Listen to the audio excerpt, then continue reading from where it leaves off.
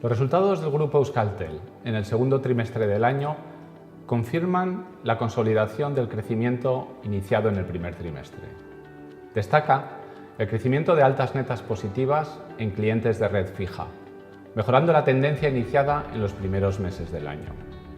Este último trimestre hemos incorporado 2.500 nuevos usuarios, con lo que superamos ya los 578.000 clientes residenciales y somos uno de los pocos operadores del mercado que mejora en altas netas positivas con respecto al primer trimestre del ejercicio anterior. En el segmento de empresa hemos invertido la tendencia del mercado, enlazando 3 trimestres consecutivos de crecimiento. Nuestros ingresos crecen un 1,3%, alcanzando los 97,2 millones de euros. Confirma así la evolución positiva que comenzó a finales del ejercicio anterior.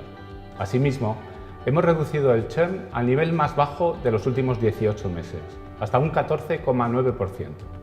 Como ya anunciamos al mercado, las diferentes iniciativas estratégicas puestas en marcha junto a la nueva estructura de Business Intelligence está demostrando ser efectivas para el aumento de la fidelización de nuestros clientes.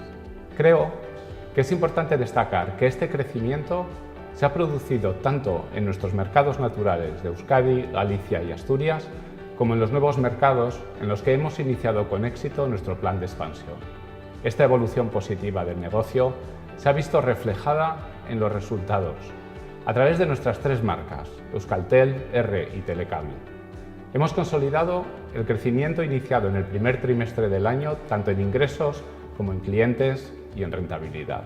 Hemos crecido un 25% en ingresos hasta alcanzar los 349 millones de euros de facturación y conseguimos un beneficio neto de 28,8 millones de euros, un 36,6% superior al de los 6 primeros meses del ejercicio anterior.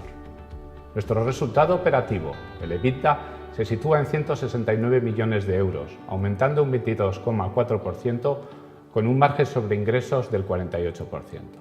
Este crecimiento ha estado basado en un buen comportamiento en todos los negocios.